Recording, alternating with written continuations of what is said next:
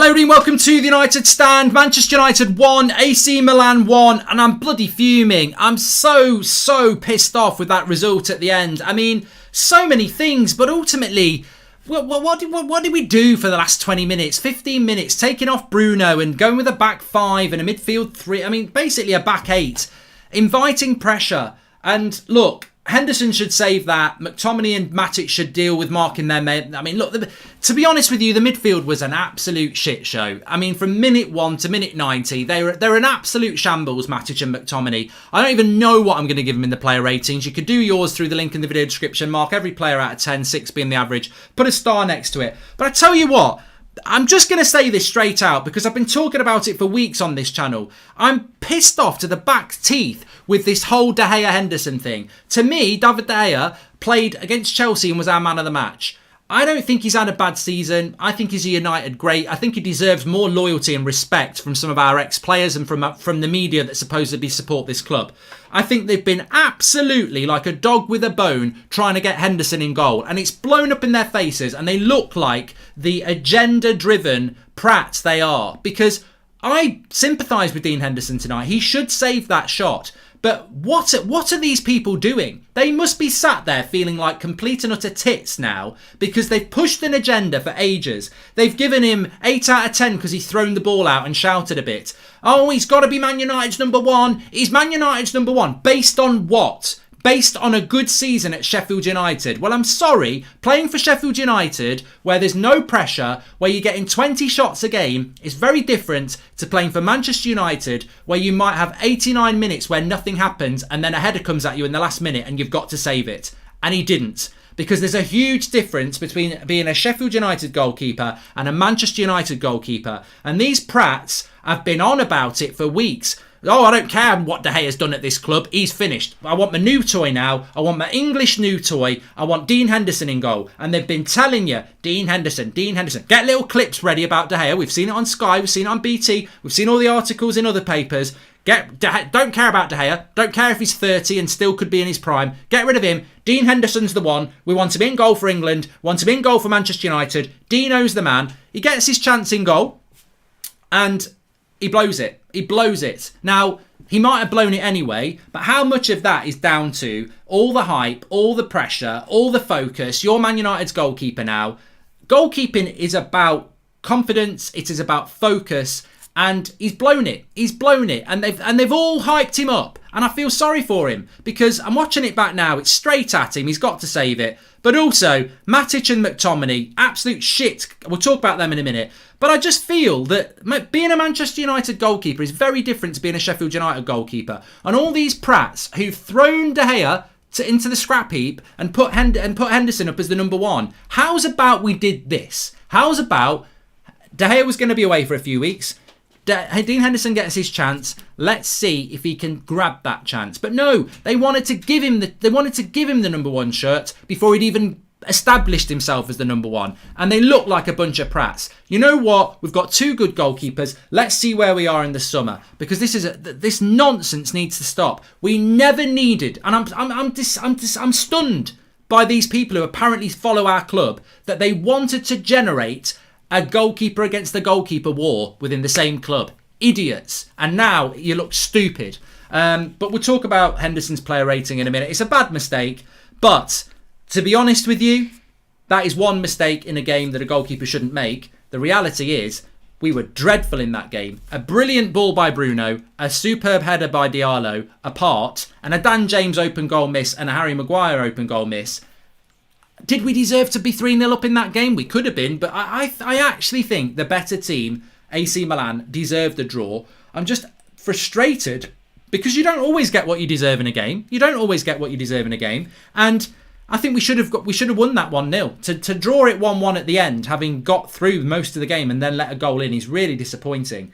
And especially, as a manager, you're always going to get criticised when for 15 minutes you park the bus, you bring on loads of defenders, you stop attacking and you invite pressure. If they score, then you look like prats. And he went too defensive. And somebody said it in the live comments and they're probably right. 15 minutes to go, 1-0 up. Do you park the bus and try and stop them scoring the away goal?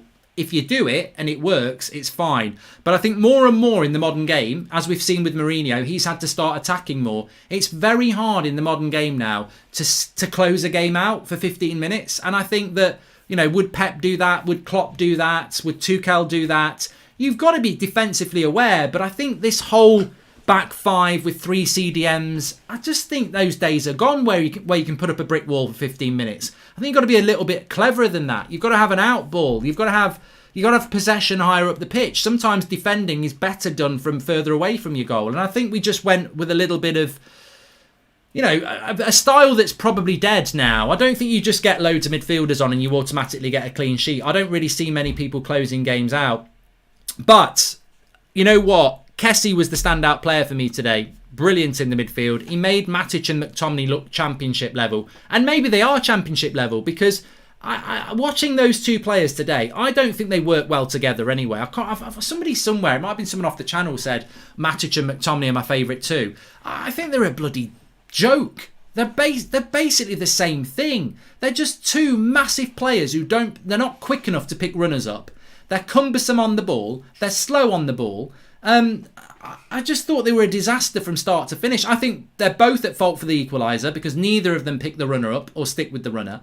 I think their passing was abysmal. I think they lost runners all game.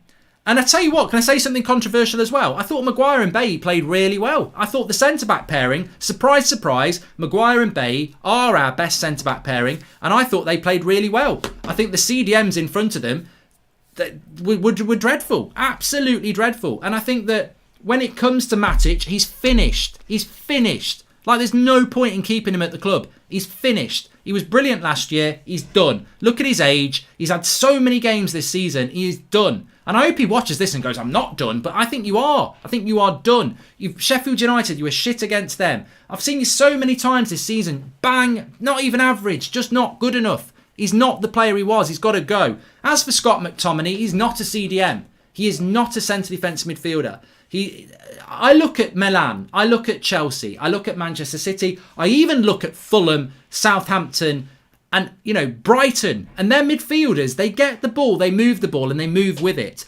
When McTominay and Matic actually did play a forward pass, it's like it's got a stamp on it, and they watch it. And they're checking their emails to see if it's got delivered. They don't move. They don't move with the ball. Like, if you watch a player for Brighton or Southampton, they pass the ball and they move with it. They move for another pass. That's how you move up. Our midfielders, Matic and McTominay and Fred, they get the ball. And when they actually do manage a forward successful pass, they stand there watching it like, I've done my job. We are so static. We are so slow in that midfield. And I've seen it again tonight. We don't mark up. The goal that Kessie scored, no one was marking him. The equaliser, nobody's marking him. Runners, nobody's marking them. When we get the ball, we don't move it forward quick enough. How can Manchester United plan to be successful when our midfielders don't do the principles of marking the runners, protecting their back four, and also feeding the attackers quickly? They're a non-entity on every single level. And the worst part of it all is we're playing two players to do one person's job.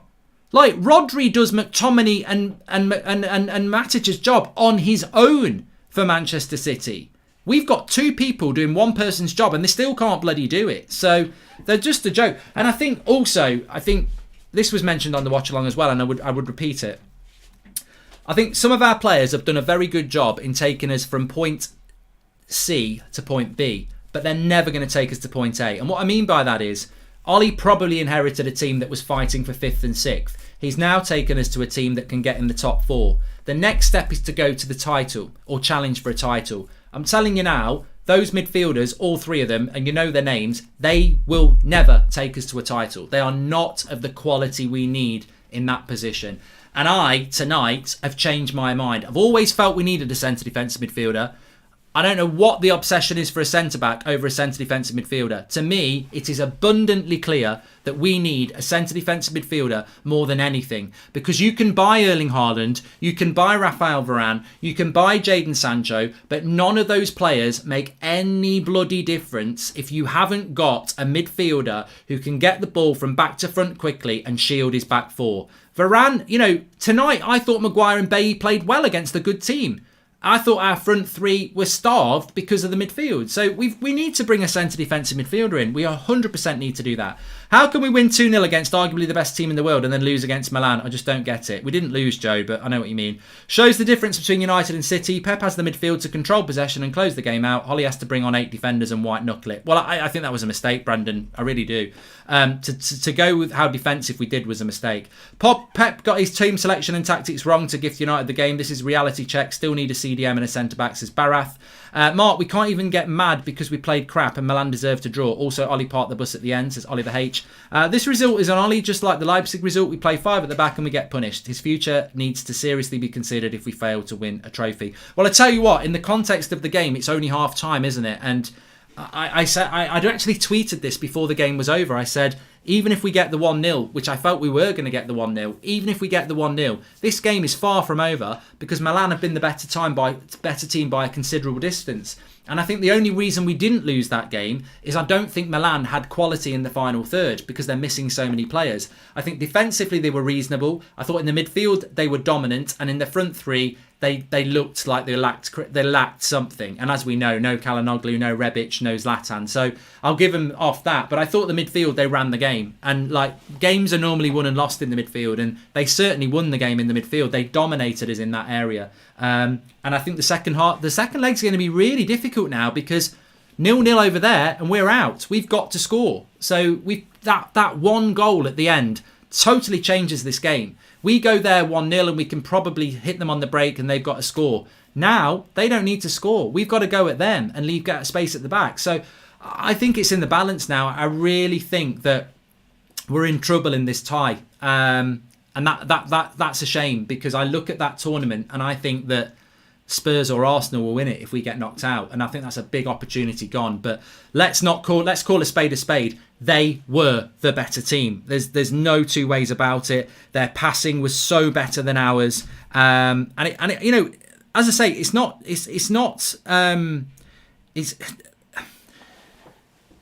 I sympathise with Ole Gunnar Solskjaer if he is open to accepting this. What I'm about to say is people will say tactically AC Milan were better than us. I mean, Ollie's smiling and laughing here. I've got to see what he's got to say. Fuck you now. Don't do that, Ollie. You're just going to piss people off. He said it was a difficult challenge. It proved to be the right to the death. But look, I will be sympathetic to Ollie because I think they've got better midfielders than us. But does he realise that? I mean, their midfielder is better than us. And their midfield is better than ours. Now, if Ole Gunnar Solskjaer realises that McTominay and Fred and Matic aren't good enough, I can get behind him and say, well, look, he needs better players because you can't turn Matic, McTominay and Fred into Kessie. You can't do that. You know, you need to have players who are good enough to that. I mean, Ollie's saying we dropped too deep, but you brought five defenders on and played 3 midfielders. We played a back 8. That you can't not play deep when you're playing a back 5 and 3 midfielders, Ollie, to be fair. You're going to go deep. You took Bruno off and Dan James off. We only had 2 attackers on the pitch. We're going to go there. He says, possession-wise, it was 50-50, bit too slow with the possession. It's sometimes hard after the back of a game like we had 4 days ago, Ollie. But that's the learning we have to get into ourselves. Still learning, of course. We've got to perform every single week. We are playing against good teams. These are definitely a good team. And some misses as well. I mean, you're not going to learn anything from Solskjaer. He's going to come out and say what he's got to say. I don't disagree with him. People back in Henderson need to quiet now. Stop looking for problems where there are none, says United Shamrock. I do agree with that. I think for 2 weeks, and even in the watch-along, there was people going on about it. You're looking for problems that aren't there, and now you're looking idiots. There was never a reason to go after De Gea like the way the press did, and now they look foolish. And I'm glad they do. I'm not glad about Henderson. I like Henderson, but I think he's been hyped up by people with an agenda, and now they look stupid. John Hilmer, 1-0 up and set piece against in stoppage time. We could possibly go wrong. P.S. Hope we never get to see McMatic again as a CDM pairing. We were never in the game, didn't control the midfield, no creativity, can't string passes together, nothing on the bench. What could Ollie do? Says Shay with Gary. We shouldn't prioritise centre-back CDM, we should prioritise the core. We need to fill both positions at the same time. Ideally, Sam, you're right. We do need to do both, but what I'm saying is the CDM is the priority for me. What was that formation, says Sheraz? I feel that Ollie has no tactics, and without Bruno's brilliance, we would have been in the mid-table, pure average manager. Look, turning it into Ollie, you can give your player ratings. I'm going to start them in a couple of minutes. Every player out of 10, 6 being average. Click the link in the video description. It goes to a website. It's free to do it. Star next to your man of the match. You give a score for Ole and we'll go through it. You can't keep doing this with Ole Gunnar Solskjaer. You can't keep going from one way to another. You're either with him or you're not. And if you're not, you're going to have to stick with him till May because nothing's going to happen till then. You can't say the way we played against Man City was really good and then on Thursday night say, shit, get rid of him. I know fans who even on Sunday weren't convinced. They're like, I don't want this manager. I respect that. But the reality is we've got a very, very important week coming up. It's going to be harder now than it should have been. And we need to perform better. But what I will say is I can't make that midfield better than it is. I can't. You can't. So how can he? If he chooses not to do it in the summer, then next season for me is the big season for Ole. If he doesn't bring in a midfielder in the summer and he thinks that Matic and McTominay and Fred are the way forward, then he's going to have to go for me because I can't get on board with that. But what I can sit here tonight and say is that I cannot make that midfield any better than it is. I can't make it pass. I can't make it pick up the runners because Matic, Fred and McTominay can't do those things. They don't have it in their brain. They constantly let the runners get free in the box and outside the box. They're constantly giving away stupid fouls because they've let the runner get away with them. And they constantly don't feed our attackers. I can't turn any of those three, whether I'm Pep Guardiola or Ole Gunnar Solskjaer, I can't turn them into the quality of a midfielder that Manchester United need. It's impossible. And we've got nothing on the bench. And we've got nothing coming through that's anywhere near ready. So we've got to buy. So I would sit here now and I would defend Solskjaer and say, what do you want him to do with that midfield? He keeps saying we're moving the ball too slowly, but he's trying to get blood from a stone. You're trying to tell... I mean, Michael Carrick was one of the best players in Premier League history at grabbing the ball and feeding the attackers. If he's in the ear of Nemanja Matic and Scott McTominay and Fred and saying, get the ball, get your head up and feed the attackers, and they're not capable of doing it consistently, then they're not good enough. And look, it's not just... Look, I saw McTominay do it 3 times in that game. He got the ball and he passed it forward to Bruno quickly 3 times. He had the ball about 20 times where he could have done it. Carrick would do it 20 times. Rodri would do it 20 times. Jordan Henderson would do it 20 times.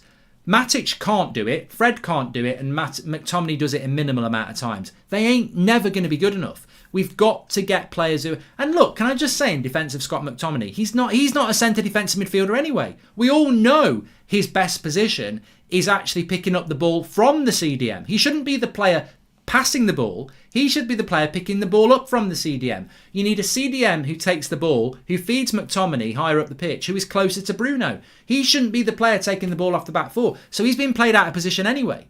We are absolutely redundant in that midfield, and that is the problem.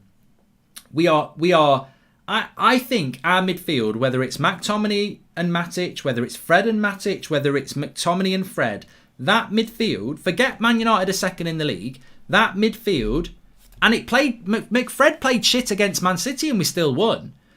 That midfield is no better than Fulham's. It is no better than Southampton's. I think Ward-Prowse and is it Romu or is it Ward-Prowse and, I forget his name. They're better. Spurs are better. Chelsea are way better. Man City are better. Liverpool are better. I'd argue Everton are better. I think there are a lot of midfields in the Premier League that are better than McTominay and Fred and McTominay and Matic and Fred. And it's a massive, massive problem. And I just hope that Manchester United's eyes are open to it. People are going in on Martial, who was crap first half, but with Osterbold, agenda again. It's the same old people who've been going on De Gea for Henderson, isn't it? It's just an agenda. How can Martial have a good game when the ball doesn't get to him? People do not understand the basics of football, that you cannot have a good game as an attacker if you don't get the ball. I'm tired of saying this. If you don't get the ball, how can you have a good game? If you don't get the ball quick enough, how can you have a good game? The most frustrating thing is we wasted 70 million on Ahmed and Donny to warm our bench. Could have been a class CDM, says Richard. It's such a shame that Donny van der Beek isn't fit. But then again, would he have used Donny van der Beek? That's the problem, isn't it? Anyway, let's do the player ratings. You can catch up if you want to. The link is in the video description for you to do that. Mark every player out of 10. 6 being average. This is going to be interesting. Apparently, Manchester Evening News had Henderson down as a 6 tonight, but they've subsequently changed it to 5. Bias. That is. Bias. But look, I'm actually going to give Dean Henderson a 5. You could go lower, and I thought people would go lower. But you know what? It's not his fault. People think I don't like Dean Henderson. I do like Dean Henderson. I think he's a very good goalkeeper. But he's not ready to be Manchester United's number one because he's not had the games as a Man United number one. I'm not giving him the Man United shirt on a season at Sheffield United. I'm not giving him the United number one shirt because he shouts and catches crosses. I'm not giving him the United number one shirt because he threw it out to Luke Shaw. I'll give him the number one shirt when David De Gea's left and I know that he's the number one. And I don't know that at the moment. And I thought tonight, that's a critical mistake. Like, David De Gea's made mistakes. I think about that one against Everton where they scored early on. But there's time to go and get back in the game. When you make that mistake in the last action of the game and you concede an away goal, it's a huge error. But I'm not going to go in on him other than to say it was a below average performance. But this is the Man United job as a goalkeeper. You are not, Sheffield United, you make worldie after worldie after worldie. You've got 8-9 shots to save. Man United, as I said at the start, you might get one shot at you that is you've got to save after 89 minutes on a cold, wet, rainy night. Focus, concentration, sharpness. That's what being a Manchester United goalkeeper is. That's what being a Man City goalkeeper is. That's what being a Liverpool goalkeeper is. It's those moments that, if you want to go and be busy, go and play for Sheffield United. If you want to be the best, you've got to focus on that one thing. And he made a mistake tonight, so it's a 5 from me. But yeah, egg on your face for everybody else who's just made an argument out of nothing. Aaron Wan-Bissaka tonight, probably give him a 5, There was a couple of times he was pulled out of position. He did nothing going forward. I don't think he was terrible, but there was that chance that came in where he headed it. That should have been a goal. I don't think Henderson would have been able to save that if that had been on target. And Wan-Bissaka's just lost his man. I think again, Wan-Bissaka's playing 90 minutes again tonight. And are we noticing how many games he's actually playing? It's a very demanding position to play at fullback. And Wan-Bissaka for me was a little bit off tonight. Eric Bailly, I thought he played well. I mean, I can't give him a 7, but I thought he played well. I mean, I think you know what? For a team that got dominated possession-wise, and for a team, and I don't mean possession stats, but we had a lot of the possession going side to side and backwards. Milan were trying to make things happen all the time, and they dominated our midfield. But for a team that dominated our midfield, they didn't get much joy out of our centre-backs. I thought our centre-backs played reasonably well because Milan didn't really have much creativity in the final third. So I don't think they created a lot of things, but so I thought Eric Bailly played quite well. I thought Eric Bailly, and again, look, I would say this about Ollie. Why you've not figured out that Eric Bailly and Harry Maguire are our best centre-back pairing, I'll never know. I think we played quite high up tonight. I think the defensive line was quite high. We would never have been able to do that with Lindelof and Maguire because that lad up front would have killed them. There was a couple of times, his name escapes me now. Was it Lau or something like that? He had a straight sprint against Eric Bailly a few times, and Eric Bailly had him in his pocket for pace. Lindelof wouldn't have done that. So I don't know why we don't pick Maguire and Bailly. Harry Maguire gets a 6 for me. I mean, I don't understand. I mean, maybe is it the score? Is it the goal that he should have scored? I mean, it's one of the worst misses, and he'll get the memes for that. It's a terrible, terrible miss. But defensively, I thought he played quite well. I can't think of anything defensively that he did wrong. But the miss was poor. I mean, he's talking to the press now, Harry Maguire. He says, the tempo wasn't good enough. You know what, Harry? As the captain of the team, it is your job to get the tempo up. I've got to say it is. So I give him a 6 from Harry Maguire. I thought the centre-backs did quite well. Telles, 6 for me, 5.6. I mean, again, the disappointing thing I've got to keep saying about Alex Telles now is that he is one of Europe's best attacking left-backs when we buy him. We've not seen any of this. Every time he plays for Manchester United, we just see a player that is basically a defensive left-back. We don't see him going forward at all, which is really weird because Luke Shaw is bombing backwards and forwards all the time. But Telles, we just don't get the best out of Telles at all. I don't understand what it is. Is it match sharpness? Is it not understanding, he's a bit of a stranger when he plays? But Yeah, I just didn't. I'm average 6 from Telles, but I just don't think we're getting anywhere near the best of him. Anne says that James, oh my God, bad passes, afraid to tackle, loses the ball, praise for just running around without goals and meaning. Maximum 10 touches on the ball per game, says Anne. Well, we'll do Dan James in a minute. People don't understand why Tony has a poor game because they don't get what you're saying. Say it like solely blaming a waiter that the chef hasn't made the food, then they may understand, says Sam Rahan. Well, we'll get on to Martial in a minute. So let's go for Scott McTominay. I mean, for me, it's a 4. I don't really know what to say. I thought it was another poor performance from Scott McTominay as a centre defensive midfielder. I just don't know why it's happening. Well, I do know why it's happening. There's nobody else. Everyone's injured at the moment, but he's not a centre defensive midfielder. I mean, I think if we sort this team out, he's probably a bench player, but he's not a centre defensive midfielder. He's a box-to-box player. We don't play with a box-to-box player. We're sitting him in front of our back four. He's too tall. He's too tall. He makes fouls because littler players just skip past him. He doesn't pick the runners up. He's at fault as well as Matic for the equaliser because the runner comes in front of him and he doesn't anticipate it. He doesn't attack the ball. He gets caught on his heels. His passing was dreadful. He didn't get forward and support Bruno. They got dominated in the midfield. It's a poor performance from McTominay, I'm afraid. And Matic, for me, even worse. I'll give him a 3. I don't think he deserves the same score as Scott McTominay because, to me, Matic came alive in the last 10 minutes. And that's because we were parking the bus. In a game where you need to be on the front foot, where you need to attack, again, he was at fault for the goal as well. I thought McTominay was slightly better than Matic. So if I'm giving McTominay a 4, I'm giving Matic a 3. And I have no doubts about it. That game was the result it was because the midfield is shit. And this has been going on for a long time. They're just babysitters. That's all they do. They don't feed our attack and our attack gets suffocated. Bruno, for me, is a man of the match contender. I thought that pass was, you talk about the passes De Bruyne makes. I thought that pass was absolutely world class. I actually think he made a good few passes in the game. I don't think we got him on the ball enough. I can't give him a huge score, but I'll give him a 7. I thought he was. I thought he played as well as he could do. I think he's limited. It's a bit like a boxer fighting with one arm. Bruno Fernandes. I think he can be so much better.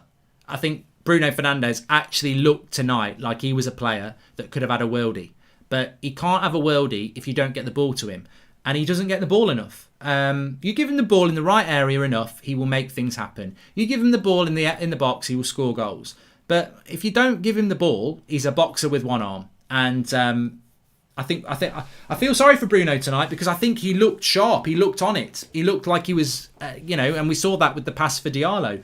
But he can only do so much if you don't give him the ball. And I keep saying this. It's like the waiter analogy, exactly. If you want the waiter to deliver you food, but the chef hasn't cooked it, he's coming out with an empty tray. You've got to give them the ball, and they're not getting the ball quick enough or enough. Simple as that. Greenwood, look, he put a shift in tonight. 6. Well, I can't say he played badly. He put a shift in tonight. But again, he's deprived the ball. What he's supposed to do, he's deprived of the ball. And he put a shift in, and that's why I give him a 6. And I don't like to do that. Dan James, for me, 5, 4.6, yeah. I mean, he's got to score that chance. He's a limited footballer, and he did nothing. Like, if he hasn't got space to run into, then he's going to struggle. And he's just a limited footballer. When the ball's at his feet and there's no space to run into, look, I know Ricky doesn't want to hear this, but I'm telling you, Ricky, in my mind, in my opinion, he is just a quick footballer. He's like Theo Walcott, probably not even as good as Theo Walcott. He's just a player that likes to run into space and... if he can run into space and whip a cross in, or he can run into space and have a shot, he's a threat. But at the highest level of football, when you need technique, he just hasn't got the technique. He hasn't got the creativity.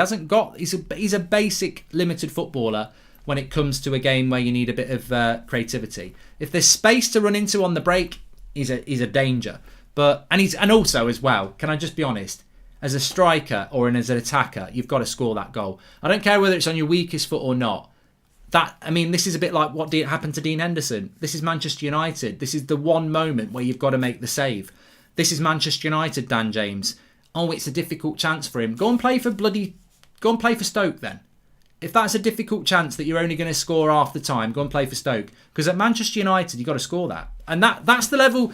People say that's harsh. That's the level. If that's Marcus Rashford or that's Anthony Martial, you are giving them pelters. So why is Dan James... the only reason you can't give Dan James pelters is, oh, well, he's not that good. Well, if he's not that good, then he shouldn't be playing for us. You know what I'm saying? He's got to score that chance. You're either good enough or you're not. And if you're not good enough, then what are you doing wearing a Man United shirt? And I'm not saying sell him. I'm just saying he's got to score that chance. I mean, you've got to dish it out for the same players that you're going to dish it out to. You either are a United player or you're not. Anthony Martial, I mean, you've got to give him a 5 today, really. And you know what? Not because I think he played shit, because he only played 45 minutes and he was living off scraps. And how many times have we done this for Martial and Cavani this season? And even Greenwood. I mean, to be honest, if Greenwood had come off at half-time, I'd have given him a 5. So I put Greenwood and Martial in the same boat. Martial only played half the game, living off scraps. Nothing he can do about that. I can't really say any more. Amad Diallo, I mean, look, it's a great goal. It's a shame that the shine's been taken off because of the performance at the end. But I'd give him a 7. I mean, 8.3 is a bit over the top. I mean, he did give the ball away a little bit. It's a great goal for him. I'm really happy. And you know what? The thing that I really would say about Amad Diallo, and I think he will get man of the match, and to be honest, he probably does deserve it. What I would say about Amad Diallo is, and if there's one positive to take away from this game, Ole can't not pick him anymore. And I don't mean he's going to start him, but he can't keep talking about him not being ready. He can't keep talking about, oh, I'm going to bring Juan Mata on instead of him. There is a lad who came on and scored the goal in a game that we needed a goal. And it was a very good goal. A very good goal. So you play him, you pick him, you use him. He's shown that he can deliver.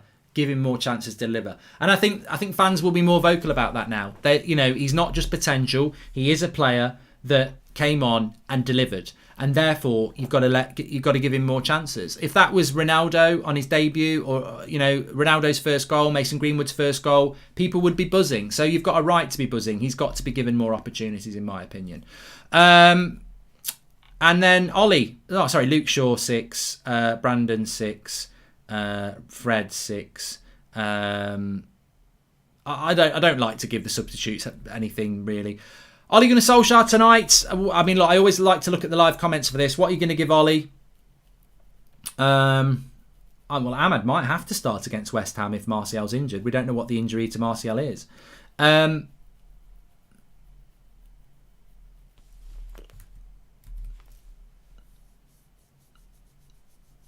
It's really hard. I'm actually thinking it's really hard to give Ole Gunnar Solskjaer a score. Please smash a like on the video, by the way. If Diallo was your man of the match, you can do that by smashing the like. Let me have a think. I mean, I liked the Maguire-Bailly partnership. I liked the Diallo substitution because he could have brought Fred on. I liked that. I mean, really, it depends which way you want to go with this. I didn't like the last 15-minute part of the bus. I think football's moved on. I don't think you can do that anymore. I don't think you can just put a back 5 on and 3 defensive midfielders and think you're going to keep a clean sheet. I just don't think Mourinho can't do it anymore, though. So how's Ole going to do it? I think it's very hard to do that. So I think that was a mistake. If I want to be generous, what's he supposed to do with that midfield? It's shit. It's not like you can bring Fred on and he's going to change it. Like, the midfield is shit. It cost us the game. They're slow. They don't move the ball quick enough. They slow the tempo down. The tempo of the team is dying because of that midfield. They don't pick the runners up. They're at fault for the goal as well. I mean, if you could replace Matic and McTominay today, you'd probably win the game. But what's he going to replace them with? Pogba's injured. Van der Beek's injured. Fred really isn't much of a replacement. I'll give Ole a generous 5 tonight, and simply because I'll give him the benefit of the doubt in the midfield, because what is he supposed to do? There is absolutely nothing he can do with that midfield at the moment. However, if Paul Pogba had been fit and he played McTominay and Matic, I'd have dropped him down to a 3. If next season we're playing those midfielders because he hasn't bought a midfielder, I'd have dropped him down to a 3 today. So I would have gone lower on Ole, but I'll give him the benefit of the doubt that there's nothing he can do with that midfield, which cost us the game ultimately. But I will knock him down from a 6 on a 1-1 because that approach at the end was a little bit too negative for me. Yeah. But man of the match, let's do man of the match. So my man of the match is going to be... I nearly gave it to Bruno, but because he scored the goal and because I think it just gives us some excitement on a disappointing night, I'm going to give it to Amad Diallo. So let's see what you did. 78% of the vote. It was never in doubt. It was never in doubt. A bit of positivity there. Smash a like on the video for Amad Diallo then. It was never in doubt. Fantastic. But look, in summary, because I know the fan forum has started, we need to get over there. We'll raid the fan forum with Diallo MOTM, so they know. Amad time. Hammer time. It's not hammer time, it's Hammer time. If you say it quick, it sounds like you're doing MC Hammer. Hammer time. Hammer time. Do no no no no. Do no. Hammer time. Can't touch this. That is the positive from the game, that we know that he can be used now and Ole needs to use him more. That's the positive. The negative is I think we're in trouble in the Europa League. We're not out of it, but we've got to go over there and score. We've got to play a lot better than that. And if Pogba's not back and Van der Beek's not back, I worry about the rest of our season, because if I'm David Moyes or I'm any team that's going to play United between now and the end of the season, and I'm looking at McFred or I'm looking at Matic and McTominay or Matic and Fred, I'm like, we can dominate that midfield. We can dominate that midfield and we can get at that back four. He's got to sort that out. I'm worried about West Ham, I'm worried about Milan, and I'm worried about Leicester, because if we haven't got Pogba and we haven't got Van der Beek, and he won't use Van der Beek anyway, so really if Pogba's not back, and I don't think he is, that midfield gives me nightmares, and that is where the games will be won and lost. So that's the thing that's worrying me, and they cost us a win today. They did. Anyway, thank you very much for watching. Smash a like on the video, subscribe bottom right hand corner. It's time to go to the fan forum. You can go through the homepage, Flex, KG and the boys. I've changed it now. We want to raid with Amadness. Put A in front of Madness. Let's raid. A in front of Madness. They're live. Go through the homepage. I'll see you over there.